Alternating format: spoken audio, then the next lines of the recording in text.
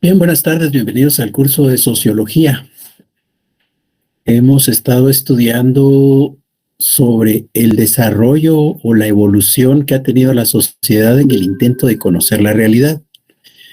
Y hemos dicho que ese intento por conocer la realidad no nace con la primera etapa del desarrollo. En la primera etapa del desarrollo, la humanidad realmente estaba más preocupada por cubrir sus necesidades que por estar contemplando, que por estar explicando lo que ocurría a su alrededor.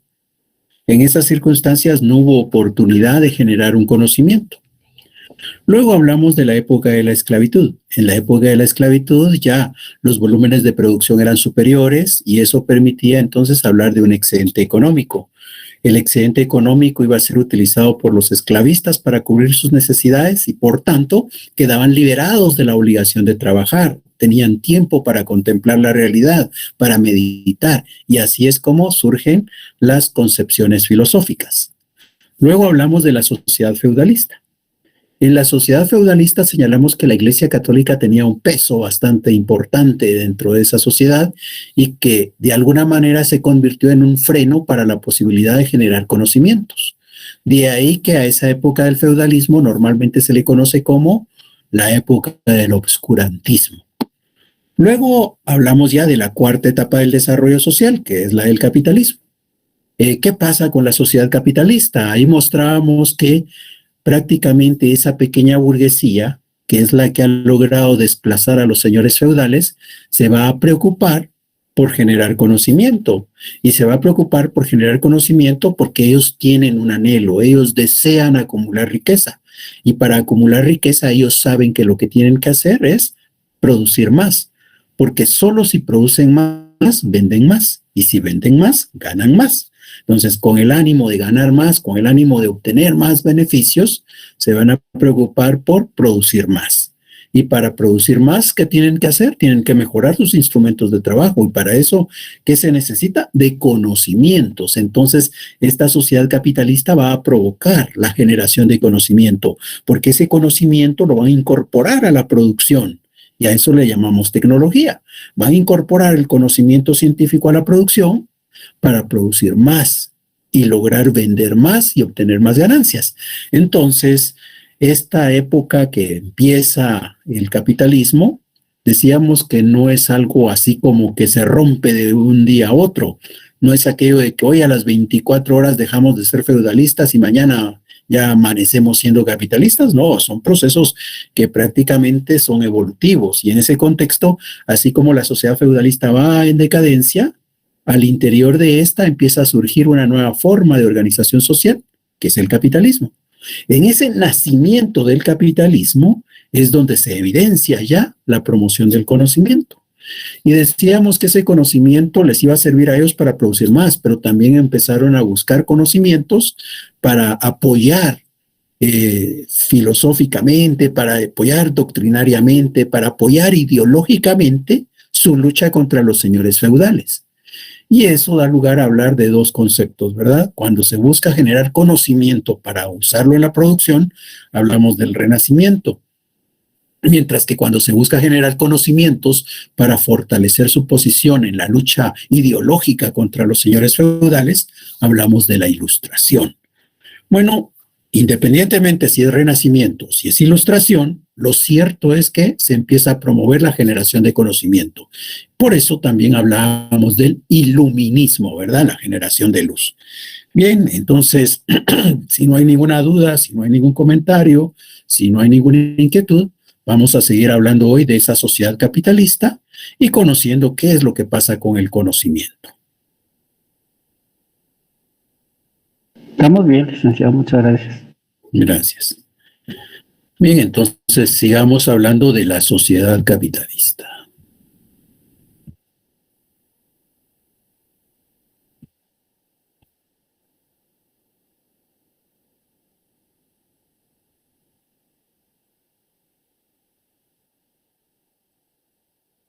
Bien, aquí están las diapositivas que hemos estado utilizando. ¿Se recuerdan? Decíamos que hay una lucha entre la pequeña burguesía y los señores feudales. Esa lucha que hay, esos intereses que hay, se van a manifestar en cuanto a lo que ocurre con los campesinos y lo que ocurre con las materias primas. Es para recordar, la pequeña burguesía anda buscando acumular riqueza, para eso necesita de trabajadores que no están en la ciudad, sino están allá en el área rural, en el campo, atados a las parcelas de los señores feudales. Entonces, la pequeña burguesía quiere que aquellos campesinos sean liberados. ¿Y para qué quiere que sean liberados? Para que vengan a la ciudad y cuando estén en la ciudad se vean obligados a entrar a trabajar a los talleres de los pequeños burgueses. Así van a hacerse de la fuerza de trabajo. Pero por el otro lado decíamos que también necesitan de materias primas. La materia prima más importante en ese momento es la lana, porque la actividad textil es la que sobresale en esa época. Y esa lana se consigue de la oveja, y la oveja no se puede tener en la ciudad. El pastoreo de ovejas hay que hacerlo en el campo. Pero los dueños de la tierra no quieren dedicar estas al pastoreo de ovejas, sino a la agricultura. Entonces decíamos, ahí hay una lucha entre los señores feudales que quieren seguir teniendo a los campesinos atados a la tierra y dedicar estas tierras a la agricultura, y la pequeña burguesía que quiere que sus campesinos sean liberados para que tengan que ir a trabajar a la ciudad, y que por el otro lado esas tierras sean dedicadas al pastoreo de ovejas. Esa lucha se va a resolver mediante un movimiento revolucionario, que es el que hemos llamado la Revolución Francesa en este caso. ¿Y por qué la Revolución Francesa es nuestra representación? Porque la sociedad más desarrollada en el capitalismo en aquel momento era esta, la sociedad francesa. Entonces es ahí donde se da la Revolución Francesa. La Revolución Francesa implica el triunfo de la pequeña burguesía francesa sobre los señores feudales o terratenientes franceses. Entonces, ¿qué es lo que hacen estos pequeños burgueses cuando logran triunfar en esta revolución? Pues van a producir cambios, ¿verdad?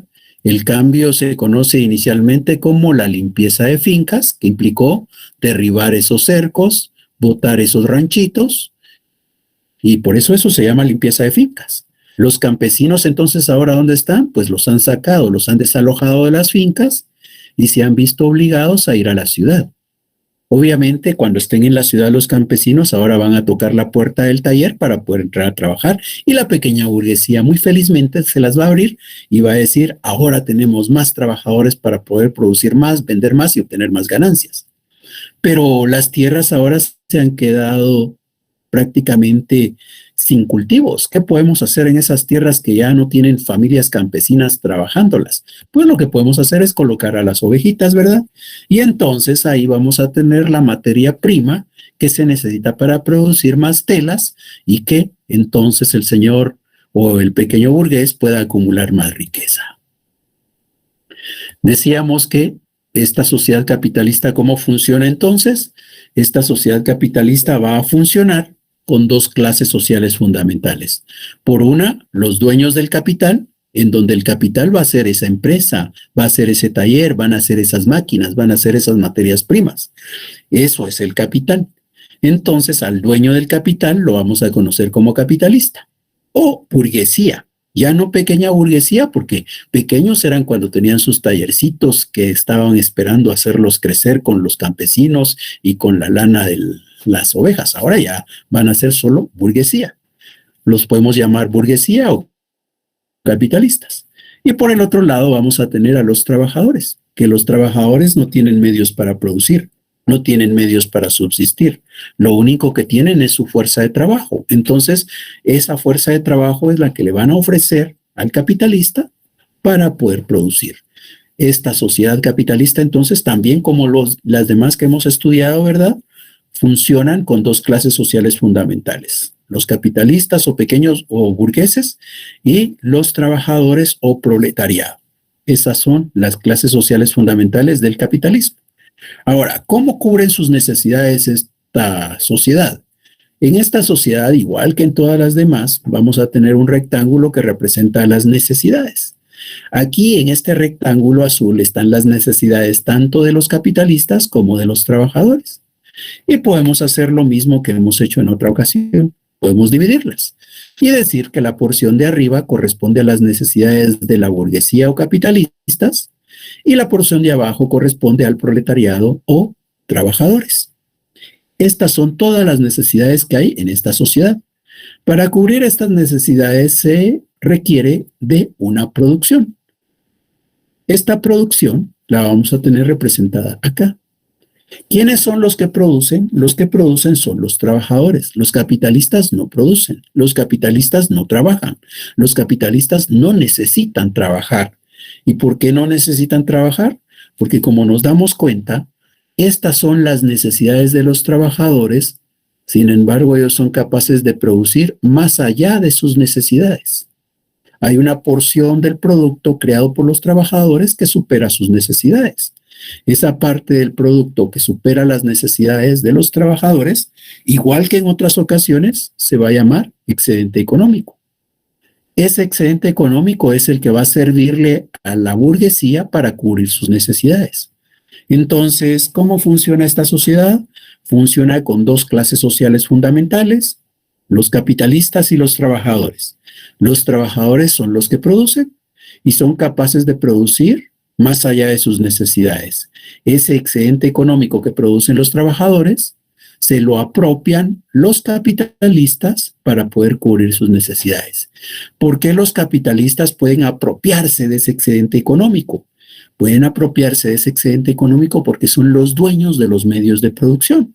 Es igual que allá en la época feudal, ¿verdad?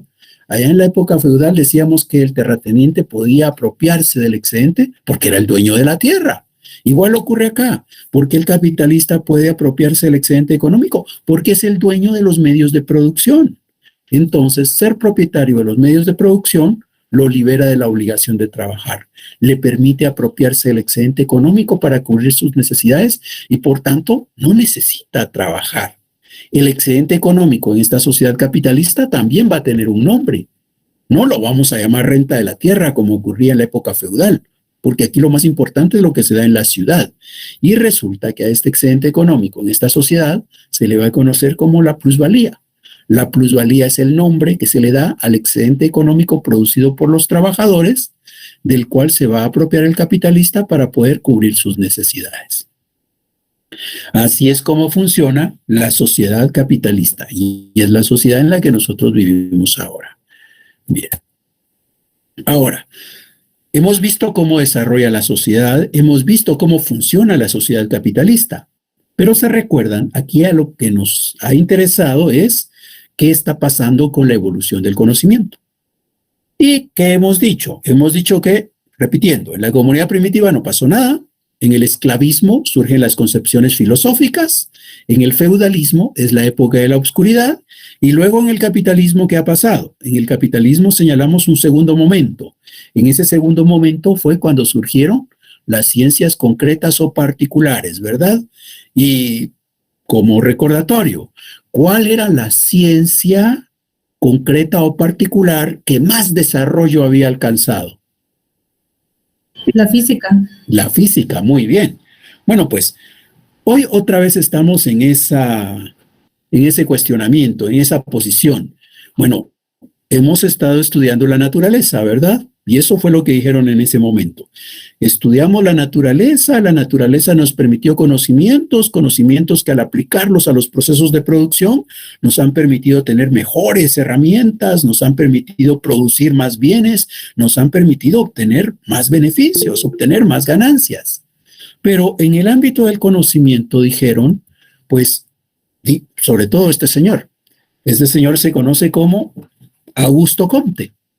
Y viene don Augusto Comte y dijo, ¿se han dado cuenta que la sociedad no la hemos estudiado? Estudiemos la sociedad, dijo Augusto Comte.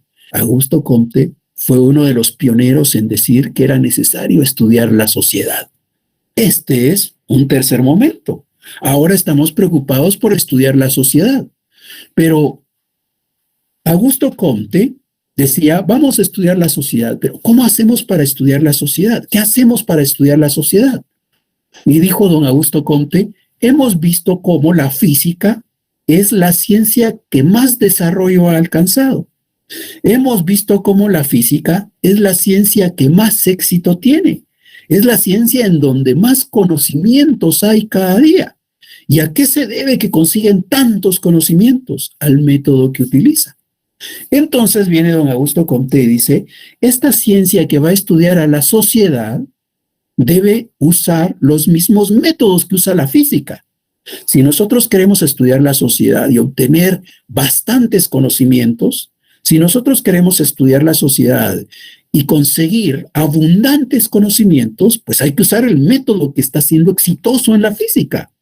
El mismo método que se usa en las ciencias naturales, lo vamos a usar para estudiar la sociedad, dijo don Augusto Comte. Y todos, bueno, pues parte de la sociedad de aquella época, ¿verdad? Le aplaudía a don Augusto Comte. Qué bueno, don Augusto Comte, usted dice que hay que estudiar la sociedad y que hay que hacerlo usando el método de las ciencias naturales. Qué bueno. ¿Y cómo se debe llamar esa ciencia a don Augusto Comte? Le dijeron. Y don Augusto Comte dijo, tan ilusionado, tan motivado por lo que pasaba con la física, que dijo, pues a esta ciencia llamémosla la física social. Entonces, Augusto Comte habló de una ciencia que iba a estudiar a la sociedad de manera general. Y esa ciencia se llamaría física social. Con el paso del tiempo viene don Augusto Comte y va a ir cambiando. Y dice, ya no la llamemos física social, démosle otro nombre. Y se le ocurre llamarla sociología. Allí es donde aparece la sociología. Por eso es que hay quienes llaman a Augusto Comte el padre de la sociología. El padre de la sociología porque a él fue al que se le ocurrió que debía haber una ciencia que estudiara la sociedad de manera general. Al principio la llamó física social y después la llamó sociología. Pero por darle el nombre, a él lo consideran el padre de la sociología. Aunque realmente él no creó la ciencia, ¿verdad? Él solo está hablando de que es conveniente crear una ciencia. Es necesario crear una ciencia que estudie la sociedad y esa ciencia debe usar el mismo método de la física. Esa ciencia que estudia la sociedad de manera general debiera llamarse física social. Y después dijo, no, mejor llamémosla sociología. Pero igual, la ciencia no existía. Solo estaba hablándose de la necesidad de la creación de la ciencia y del método que podría utilizarse. Augusto Comte es considerado el padre de la sociología por esos aportes. Don Augusto Comte también se va a preocupar por lo que ocurre con la evolución del conocimiento. Y él, dentro de sus obras, trata lo que se conoce como la ley de los tres estados. Y en la ley de los tres estados, Augusto Comte lo que hace es mostrar cómo es que la humanidad ha ido cambiando en su intento por conocer. Y dice don Augusto Comte, más o menos en ese contexto, que al principio prácticamente los seres humanos, como no podían explicarse lo que pasaba alrededor, acudieron a figuras como los dioses. Y entonces de repente había un trueno, ¿verdad? Y decían, ay, no, es el Dios que está mandándonos un aviso, el Dios del trueno está ahí. Y de repente veían que la luna y el sol se cruzaban, ¿verdad? Y entonces decía, ay, ahí hay dos dioses y se están peleando o se están uniendo por alguna razón. Es el dios luna, es el dios sol el que han de estar allá. O sea, empezó a considerar que dioses eran los que explicaban todos los fenómenos. Y era parte de la ignorancia, dice don Augusto Comte, era parte del desconocimiento, era parte de una etapa en la cual los seres humanos no tenían ninguna explicación de lo que pasaba al respecto y que lo más fácil era acudir a fenómenos metafísicos. Poco a poco, dice don Augusto Comte, esto va a ir avanzando y va a llegar un momento en el cual ya el ser humano puede hacer uso de su razón y haga uso de un método para poder descubrir. Y esta es la situación del positivismo, dice don Augusto Comte. Y cuando habla del positivismo, él lo que dice es que positivismo, ¿qué significa positivismo? Por ejemplo, hay por ahí un meme sobre el positivismo, ¿verdad? Y que en derecho positivo no quiere decir que es el que espera siempre lo bueno, el que es soñador, el que espera triunfar pronto, el que cree que todo va a ir de maravilla, que todo sale bonito, el que todo lo espera de manera apropiada. No, eso no es ser positivo jurídicamente hablando, ¿verdad? Jurídicamente hablando, ustedes saben que existe el derecho positivo. Y el derecho positivo no es, el derecho que espera que todo marche bonito, el derecho que espera que todo se alcance, el derecho que espera que solo armonía haya, el derecho que espera que a nadie se le dañe. Eso no es un derecho positivo, ¿verdad? ¿Qué es derecho positivo? El derecho que se aplica, que está vigente. Gracias. Sí, prácticamente derecho positivo es el derecho que existe, ¿ya? El derecho que existe es el derecho positivo. El que hay, el que se tiene, ese es el derecho positivo. Y en ese contexto, cuando aquí se habla de positivismo para Augusto Comte, no es que él fuera optimista. Él lo que está haciendo referencia es a que se debe estudiar las cosas como son, a que se debe estudiar lo que es, lo que existe. Por eso su movimiento se llama positivismo.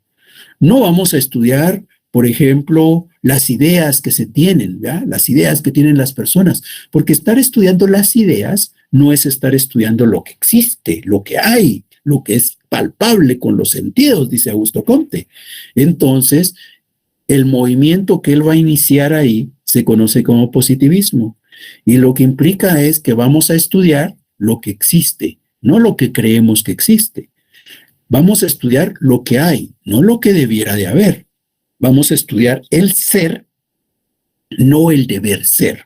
Entonces, ese movimiento que estudia el ser, ese movimiento que estudia lo que existe, se conoce como positivismo. Y es Augusto Comte, su fundador. Augusto Comte, fundador del positivismo, dice que hay que estudiar lo que existe en la sociedad y que para estudiar esa sociedad tal como es, tal como existe, hay que usar el método de las ciencias naturales, el método que está aplicándose en la física. Y en ese contexto viene Augusto Comte y habla siempre sobre esa sociología, que al principio decíamos la llamó física social, ¿verdad? Bueno, pues cuando ya la llama sociología, viene Augusto Comte y la divide. Y dice que debieran haber dos clases de sociología. Una sociología estática y una sociología dinámica. La sociología debiera tener dos partes, dice él. Entonces puedo partir esa ciencia llamada sociología en una que va a ser estática y otra que va a ser dinámica. ¿Y qué va a estudiar cada una? Porque cada una va a tener conocimientos, va a tener explicaciones, va a tener leyes, ¿verdad? Bueno, pues la sociología estática, dice Augusto Comte, deberá preocuparse de qué es lo que hay, de cómo son las cosas, de cómo se conectan, de qué es lo que hace que exista la sociedad. Mientras que la dinámica nos va a explicar el progreso, el avance, el desarrollo. Más o menos, digámoslo, tratando de encontrar ejemplos, cuando decimos que los trabajadores utilizan las máquinas para producir y ese producto tiene un excedente del que se apropia el señor capitalista, pues eso sería el orden. Así es el orden, así es como está el orden de esta sociedad. En el orden de esta sociedad hay trabajadores, hay capitalistas, los trabajadores trabajan para los capitalistas se adueñan de ese producto, pagan salarios y otra parte les queda como excedente para cubrir sus necesidades. Ese es el orden, así es como funciona, así es como se da la mecánica para que la sociedad exista. Ese es el orden, es la teoría del orden. Ahora, en cuanto al progreso, en cuanto a la sociología dinámica, lo que dice Augusto Comte es que las sociedades cambian, ¿verdad? La sociedad que hubo hace 1000 años no es la sociedad que hubo hace 500, ni es la sociedad que hay ahora. La sociedad tiene un progreso. Entonces, ¿qué es lo que hace que progresemos? ¿Qué es lo que hace que pasemos del estado salvaje a un estado civilizado, por ejemplo? Pues eso es la teoría del progreso. Y esa estaría contenida en la sociología dinámica. Entonces, para Augusto Comte, la sociología tiene dos grandes componentes. Uno es la sociología estática y el otro la sociología dinámica. ¿Alguna duda?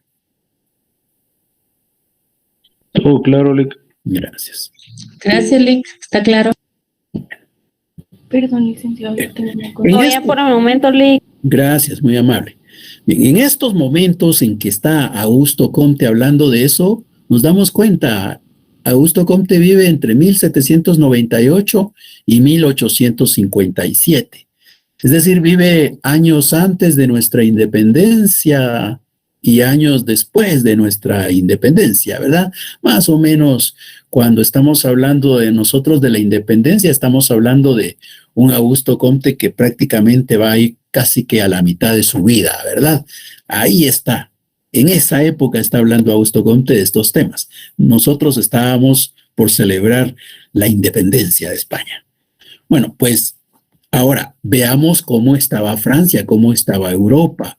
Decíamos que Europa estaba con estas características. Habían trabajadores, habían capitalistas en esa época. Los trabajadores realmente están siendo explotados, ¿verdad? Porque trabajan y producen más allá de sus necesidades y hay alguien que se adueña de eso sin necesidad de trabajar. Los trabajadores realmente no siempre estuvieron contentos.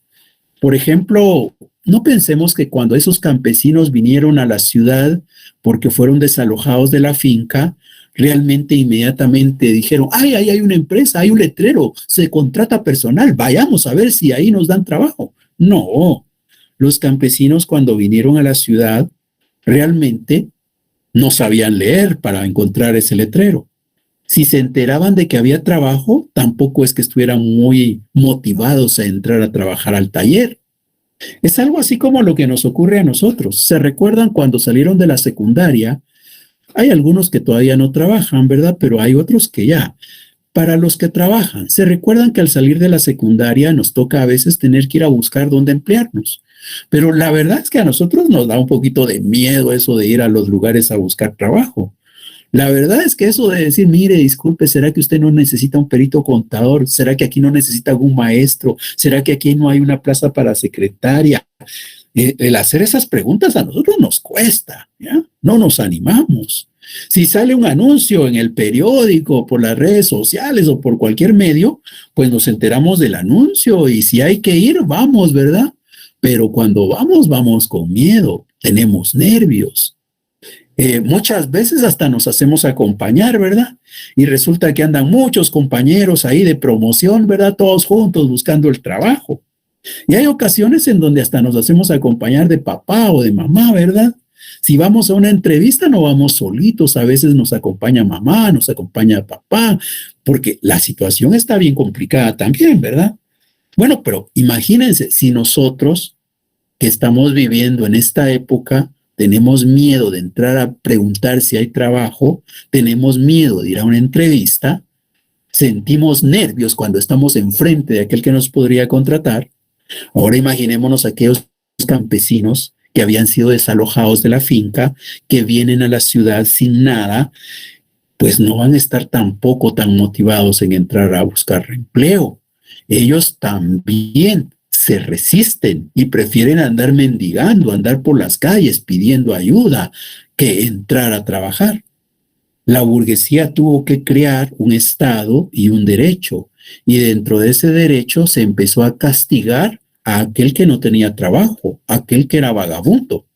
Incluso aquí en Guatemala, si ustedes recuerdan lo que estudiaron en historia, resulta que en la época de la Reforma Liberal, allá en la época de don Justo Rufino Barrios, don Miguel García Granados, se crearon los libretos de jornaleros. ¿Y qué era eso? Que cada jornalero en Guatemala tenía que cargar su libretita. Y si lo paraba la autoridad tenía que mostrar que tenía libretita. Y si no tenía libretita, ¿qué pasaba? Consideraban que era un vago, que era alguien que no tenía trabajo. Y como no tenía trabajo, entonces podía ser arrestado y llevado a la construcción de obras públicas. La carretera al Atlántico se construyó gracias al esfuerzo de todos esos que no tenían libreta de jornalero. Entonces, ¿qué nos muestra eso? Una legislación que busca castigar a los que no tienen trabajo. Y así fue en Europa también, obviamente. Allá aquellos campesinos desalojados de las fincas no entraron inmediatamente a los talleres. Se necesitó de toda una legislación para obligarlos a entrar. Entonces, la verdad es que los trabajadores no siempre han estado contentos en su condición de trabajadores al relacionarse con los capitalistas. Sin embargo, al principio, digamos, no se lograban organizar, no lograban defenderse, simplemente estaban viviendo el día a día. Pero, ¿qué pasó con el tiempo? Con el tiempo lo que ocurrió es que poco a poco los trabajadores van tomando conciencia. Poco a poco los trabajadores se están dando cuenta que junto a otros pueden integrarse y armar movimientos. La manera más fácil de mantener el control sobre una sociedad es mantenerlos distanciados. Por ejemplo, la pandemia ha sido un alto beneficio para algunos que ejercen poder, porque gracias a la pandemia se impone el distanciamiento social, prácticamente se obliga a las personas a permanecer en casa y eso hace que no entren en contacto con sus semejantes, no se integren, no busquen hacer protestas, manifestaciones, no luchen por sus intereses. El mantener separadas a las personas garantiza el éxito de algunos. Y en aquella época, pues no era eso, ¿verdad? Sino que al contrario, los campesinos estaban disgregados y ¿qué hicieron los capitalistas? Los metieron a una fábrica y ahí los pusieron uno a la par del otro. Ya estando juntos, ya viendo qué está viviendo mi compañero de a la par, ya teniendo la oportunidad de hablar con mi compañero, poco a poco se dio las condiciones para que estos trabajadores empezaran a organizarse. Y así es como van a aparecer, por ejemplo, los primeros sindicatos. Y en ese contexto, entonces tenemos situaciones como las que aquí se nos representan. Por ejemplo, para ese momento las sociedades más desarrolladas eran Inglaterra, Alemania y Francia.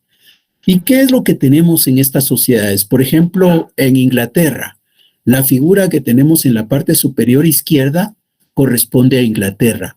Ahí lo que está representado es un movimiento que se conoció como el cartismo.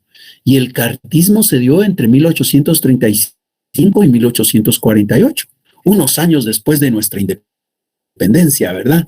Ahí se dio el cartismo. ¿Por qué se llamó cartismo? Lo que ocurre es que vinieron los trabajadores y dijeron, pues estamos cansados, las condiciones de trabajo son infrahumanas, nuestros salarios son escasos, nuestras jornadas de trabajo extenuantes, las condiciones de vida no son apropiadas. Y entonces, ¿qué es lo que hay que hacer? Dijeron los trabajadores, lo que hay que hacer es conseguir que hayan leyes que nos protejan. Y entonces empezaron los trabajadores a escribir cartas, por eso se llama cartismo. Empezaron a escribirle cartas a los representantes que estaban en el Congreso, digamos, en las asambleas legislativas. Empezaron allá en Inglaterra los trabajadores a mandarle cartas a los diputados. ¿Para qué? Para pedirles que legislaran en favor de los trabajadores. Ese es un movimiento que nos muestra ya cómo los trabajadores empiezan a organizarse y a luchar por sus intereses. De igual manera, podemos encontrar ejemplos, por ejemplo, en el caso de Francia, que es la figura que aparece abajo, al lado izquierdo. Allí en Francia se dio otra vez una revolución. Otra vez hubo una revolución en 1848. Pero esta revolución es distinta a la que vimos antes. La de antes fue por ahí por el año 1879, 1889. En esos años se dio la Revolución Francesa de la que habíamos estado hablando. Perdón, 1789, 1799. En esos años se dio la revolución de la que hablamos antes, aquella en donde pelearon la pequeña burguesía francesa contra los terratenientes franceses. Pero ahora, en 1848, hay otra revolución. En este caso, los que están peleando son los trabajadores contra la burguesía francesa en 1848. Otra vez nos muestra una situación en la cual los trabajadores poco a poco han tomado conciencia, se han organizado y empiezan a pelear para defender sus intereses. Otro ejemplo lo tenemos en el lado derecho. Ahí lo que tenemos es que allá en Europa, en Inglaterra, en Alemania se conformó un partido comunista. El Partido Comunista lo que buscaba era defender los derechos, defender los intereses de los trabajadores. Ese Partido Comunista contrató a un par de señores. Ellos son Carlos Marx y Federico Engels, y los contrató para que elaboraran un manifiesto, el manifiesto del partido político. Otra vez, nos damos cuenta cómo los trabajadores están tomando conciencia de lo que están viviendo se están organizando y han decidido, en este caso, crear un partido político para llegar a tener el poder político. Vemos cómo poco a poco en estas sociedades capitalistas se va marcando cada día más la lucha entre las clases sociales, la lucha entre los capitalistas y los trabajadores. Y eso va a repercutir en lo que pasa con el conocimiento. ¿Por qué? Porque aquí tenemos lo que hemos dicho, ¿verdad? Don Augusto Comte, padre de la sociología, que dijo que debía haber una ciencia que estudiara a la sociedad de manera general usando el método de las ciencias naturales. Pero, ¿qué pasa con ese pensamiento de Augusto Comte? Ese pensamiento de Augusto Comte no está considerando esa lucha de los trabajadores.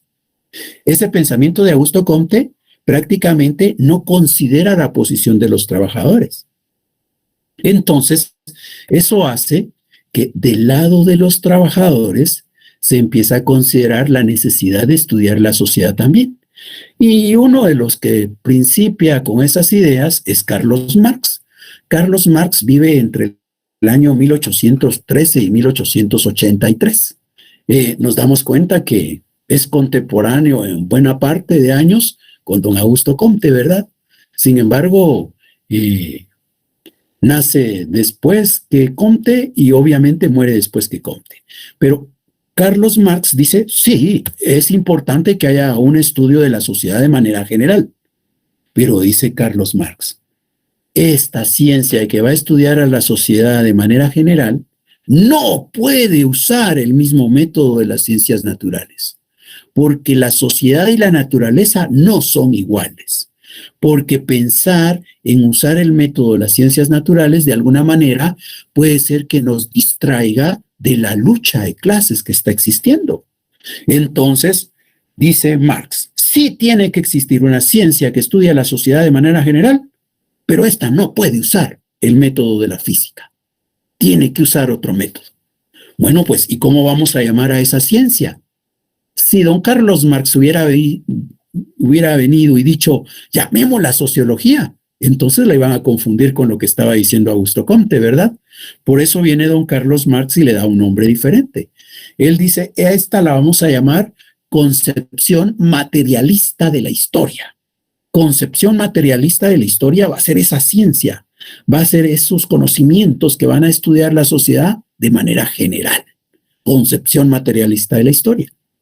Las ideas de Carlos Marx van a seguir siendo desarrolladas por Federico Engels. Federico Engels va a decir, sí es cierto, porque sigue las mismas ideas de Marx, sí es cierto, tiene que existir una ciencia que estudia la sociedad de manera general, pero esa ciencia no se puede llamar sociología, se debe llamar concepción materialista de la historia, pero el nombre concepción de la materialista de la historia es muy largo. Démosle un nombre más corto, un nombre que nos permita familiarizarnos más. Y es así como viene Federico Engels y dice, a esa ciencia llamémosla materialismo histórico. Las ideas de Federico Engels van a continuar su desarrollo con Lenin. Lenin incluso dirige la revolución en Rusia y llega a ejercer el poder, ¿ya? La revolución bolchevique allá en Rusia. Bueno, pues las ideas de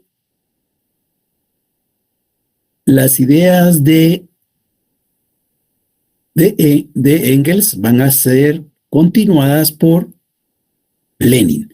Ahí hay un error en la fecha de Lenin, es de 1870 a 1924.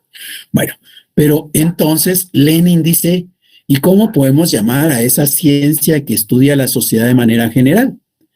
Y viene Lenin y dice, llamémosla sociología. Ah, pero si la llamamos sociología, entonces tanta bulla que estuvimos haciendo desde Marx, ¿verdad? Para que después paremos en el mismo nombre de Augusto Comte. Entonces, démosle un calificativo más. Agreguémosle algo para diferenciar a esa sociología de la de Comte. ¿Y qué vamos a hacer para diferenciarla? Digamos que la de nosotros es la sociología científica y la otra es la de Comte. El nombre que propuso Lenin es sociología científica. Nos damos cuenta cómo ha ido evolucionando el conocimiento desde Comte hasta Lenin. ¿Y qué encontramos ahí? Dos posiciones. Una en donde se cree que se puede usar el mismo método de las ciencias naturales y otra en donde se cuestiona eso y se cree que debe usarse un método propio para el estudio de la sociedad. ¿Qué hay de común en todo esto? Para ir concluyendo, ¿qué hay de común acá? Lo que hay de común es que todos piensan que sí hay que estudiar a la sociedad de manera general, ¿verdad? Todos, tanto los de la izquierda como los de la derecha, piensan que hay que estudiar a la sociedad de manera general. La diferencia está en el método. El que está a la derecha piensa que se puede usar el mismo método de la física, mientras que los que están a la izquierda piensan que para estudiar la sociedad hay que construir un método propio, que no puede usarse el método de la física para estudiar la sociedad. Este momento en el que nos encontramos ya representa una etapa más en el desarrollo de la sociedad. Y en ese contexto, hablando de Marx y de Marx, Engels y Lenin, pues veamos acá. Ellos dicen que debe estudiarse a la sociedad de manera general. Y cuando hablamos de que se debe estudiar a la sociedad de manera general, veamos qué es lo que se está entendiendo por estudiar a la sociedad de manera general. Aquí están las 4 etapas de la sociedad de las que hemos estado hablando. ¿Qué es general? Para entender que hay algo que es general, tenemos que entender que hay algo que es particular, ¿verdad? Entonces vamos a decir que algo que ocurre, por ejemplo, solo en una etapa o solo en algunas etapas, eso es particular.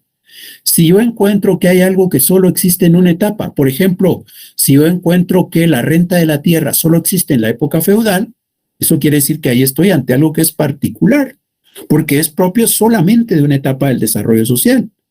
Hay elementos que van a regular lo que ocurre en la sociedad, pero solo en una de sus etapas. Y si solo en una de sus etapas aparece, eso será particular. Pero ¿y entonces qué es general? General va a ser lo que se va a observar en todas las etapas del desarrollo social, en todas las etapas por las que ha atravesado la sociedad. Entonces, cuando decimos que debe existir una ciencia que estudia la sociedad de manera general, estamos hablando de que debe ser una ciencia que estudie las leyes generales, no las leyes particulares, en donde las leyes generales son las leyes que se van a poder identificar en cualquiera de las etapas por las que haya atravesado la sociedad. Eso es lo que debe entenderse por general. Y Carlos Marx, Federico Engels y Lenin decían que ese materialismo histórico entonces, o esa sociología científica, o esa concepción materialista de la historia, va a estudiar las leyes más generales del desarrollo y funcionamiento de la sociedad. Las leyes más generales. ¿Y cuáles son las leyes más generales? Las leyes más generales son las que se observan en todas las etapas del desarrollo. No las particulares, porque las particulares se pueden observar en una, se pueden observar en dos, pero no se van a observar en todas. Las leyes que estudia esta concepción materialista de la historia, materialismo histórico, sociología científica, son las leyes más generales. Y se entiende por generales aquellas que se observan en todas las etapas del desarrollo social. Pero por el otro lado, se está hablando de las leyes más generales del funcionamiento y desarrollo. Cuando se habla del funcionamiento, se refiere a las leyes que permiten que se conserve la sociedad, que continúe la sociedad, que no se pierda la sociedad. Y cuando se habla de las leyes del desarrollo, se habla de las leyes que explican por qué la sociedad pasa de una etapa a otra etapa. Repitiendo, las leyes de funcionamiento nos dicen lo que debe ocurrir para que una sociedad se conserve, para que una sociedad se mantenga. Y las leyes de desarrollo nos dicen lo que debe ocurrir para que una sociedad salte, para que una sociedad pase, para que una sociedad brinque de una etapa a otra etapa. ¿Alguna duda? ¿Podría repetir la de desarrollo, licenciado? Perdón. Las que nos explican qué es lo que hace que la sociedad pase de una etapa a otra. Muchas gracias. Licenciado, disculpe, ¿será que podría repetir lo que hace las leyes generales? Perdone. Esa es la más fácil que hay. Porque lo general es lo que se da en todas las etapas. Por eso es general, se da en todas. ¿Ya? Y particular se da en unas, se da en algunas. Gracias, Eric. ¿Alguna otra duda? Todo claro, licenciado. Bien, entonces, si no hay más dudas, nos vamos a quedar acá por ahora y estaríamos nuevamente el próximo viernes. Muchas gracias por su atención, se cuidan, feliz tarde y hasta el viernes. Gracias, Liz. Gracias, licenciado. Licenciado, muchas gracias. A servirles.